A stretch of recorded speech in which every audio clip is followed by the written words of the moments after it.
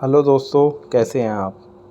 आज हम बात करने वाले हैं इनकम टैक्स के न्यू रूल के बारे में जो आया 43VH। इसमें बेसिकली कुछ भी ऐसा नया नहीं है। इसमें ये बताया गया कि जो पेमेंट में दिक्कत होती है अपने जो अपना मैन्युफैक्चरिंग करते हैं या सर्विस प्रोवाइडर हैं या ट्रेडिंग करते हैं, तो उसमें सबसे बड़ी दिक्कत होती है पेमेंट को लेके, क्योंकि पेमेंट होता नहीं है। कभी कभी पेमेंट ज़्यादा दिन हो जाता है तो प्रॉब्लम होती है, पेमेंट आता नहीं है। तो इसको सॉर्ट आउट करने के लिए सरकार ये रूल लेके आई है। इसमें क्या कर रखा है कि सबसे पहले तो आपको एमएसएमई के जो उद्यम पोर्टल होता है उस पर रजिस्ट्रेशन करना पड़ेगा। अगर आपका रजिस्ट्रेशन नहीं है तो आप इस कैटेगरी में आते नहीं, आपको कोई रूल एप्लीकेबल नहीं होगा। अगर आपने इस पर रजिस्ट्रेशन करा रखा है तो सबसे पहले इसके कई फ़ायदे हैं। सबसे पहले फ़ायदा ये है कि आपको इसमें पेमेंट का ध्यान रखते हुए गवर्नमेंट ने इसमें रूल लेके आई है। तो इसको 3 कैटेगरी में डिवाइड कर दिया है।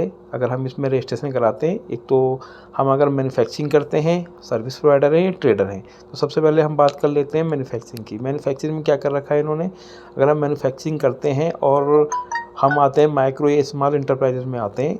माइक्रो स्मॉल इंटरप्राइज में ये है, एक रूल ये बनाया है इन्होंने कि अगर हमारी इन्वेस्टमेंट कॉस्ट, मशीनरी की जो कॉस्ट है वो 1 करोड़ से कम है और टर्नओवर हमारा 5 करोड़ से कम है तो हम माइक्रो में आएंगे।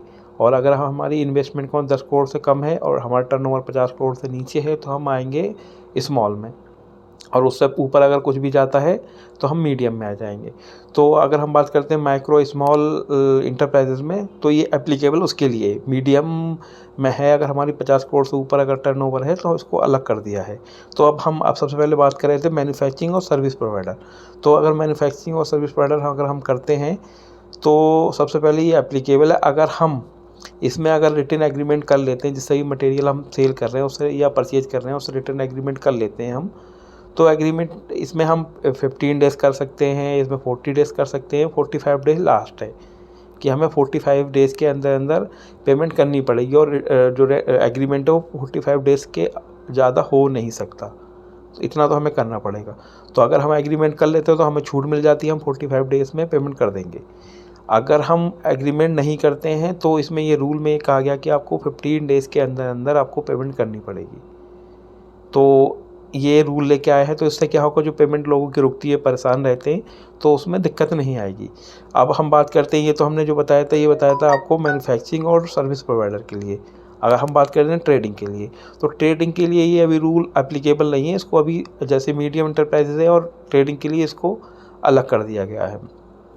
अब इसमें क्या है दोस्तों कि अगर इसको ट्रेडिंग को अलग कर दिया है, जैसे कि आप ऐसे समझिए कि जैसे हमने अब किसी मैन्युफैक्चरिंग से माल मटेरियल परचेज किया तो हमें इसका पेमेंट हमें 45 डेज़ के अंदर अंदर हमें करना पड़ेगा।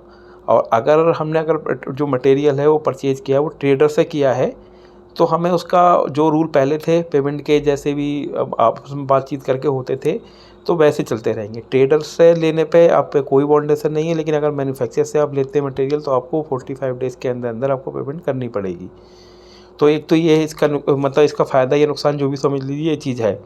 अब इसमें एक फ़ायदा क्या है कि अगर आपने एमएसएमई का सर्टिफिकेट ले रखा है तो आप इसमें क्या करते हैं, एमएसएमई समाधान पे जाके आप वहाँ से केस दर्ज कर सकते हैं अगर कोई आपको पेमेंट नहीं देता है तो उसका क्या रूल है वहाँ पे। एक अगर आपके पास पीओ आया है तो बहुत अच्छी बात है। अगर पीओ नहीं आया है तो आप क्या करेंगे, एक एग्रीमेंट बनता है, एफिडेविट बनता है, उस पर आप लिखेंगे कि ये बिल नंबर है, ये पेमेंट मुझे आया है और ये पेमेंट मेरा रह गया है। तो आपको उस पर एमएसएमई समाधान पर जाके अगर आप केस करेंगे तो आपकी पेमेंट 90 दिन के अंदर अंदर आपकी पेमेंट आ जाएगी और इंटरेस्ट के साथ आएगी। तो ये अच्छी चीज़ कर दी है उन्होंने और बहुत ही आसानी से हो जाता है। आप 15 से 20 मिनट में खुद ही सारा ये कर लेंगे, तो आपका पेमेंट भी आ जाएगा, कोई खर्चा भी नहीं होगा। तो ये चीज़ उन्होंने अच्छी कर रखी है। और एमएसएमई का ये जो रूल आया है ये अप्लाई हो गया है।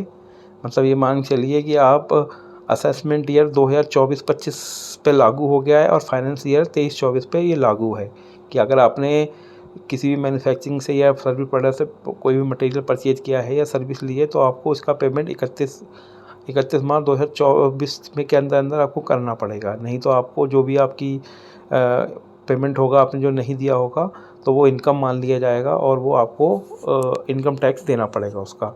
और अगर ये भी होता है, अगर अब इसके बाद भी आप पेमेंट करते हैं, ईयर ख़त्म होने के बाद 31 मार्च ख़त्म होने के बाद अगर आप पेमेंट करते हैं तो वो अगली साल में आपको इनकम टैक्स का फ़ायदा मिलेगा, नहीं तो नहीं मिलेगा। तो इन्होंने कई चीज़ें अच्छी करी हैं और कई चीज़ें छूट दे रखी है। और इसमें एक चीज़ ये कर रखी है, जैसे कि अगर हम कभी कभी क्या होता है, कभी माल बेचते हैं तो कभी प्रॉब्लम आती है कि हमें डेबिट नोट आ जाता है। तो उसके लिए गवर्नमेंट ने ये रूल बनाया है कि जैसे कि हमने आज एग्जांपल के तौर पे 1 अप्रैल में हमने माल सेल किया, और अगर जो परचेजर है, जो बायर है हमारा, उसने अगर 15 दिन के अंदर कोई आपत्ति नहीं जताई, तो आपको जो इनवॉइस की डेट है वहाँ से 15 डेज़ 45 डेज़ के अंदर अंदर पेमेंट करना पड़ेगा। और अगर उसने 15 दिन के अंदर अंदर आपत्ति जताई है, तो जिस दिन आपत्ति जताई होगी, बोला होगा कि ये मटेरियल रिजेक्टेड है, मैं नहीं यूज करूँगा, तो जो भी डेबिट नोट है वो डेबिट नोट डाल देगा, जो बचेगा उसका पेमेंट फिर वो जो भी आपत्ति जताई थी उसने, जो भी उसको प्रॉब्लम थी, उस डेट से 45 दिन के अंदर अंदर उसको पेमेंट करना पड़ेगा। तो ये सारी चीज़ें हैं, इसके बहुत सारे फ़ायदे हैं, लेकिन इसके लिए टाइम अगर सरकार दे 4-6 महीने का इसको फॉलो करने के लिए, तो ज़्यादा अच्छा है। बाकी सर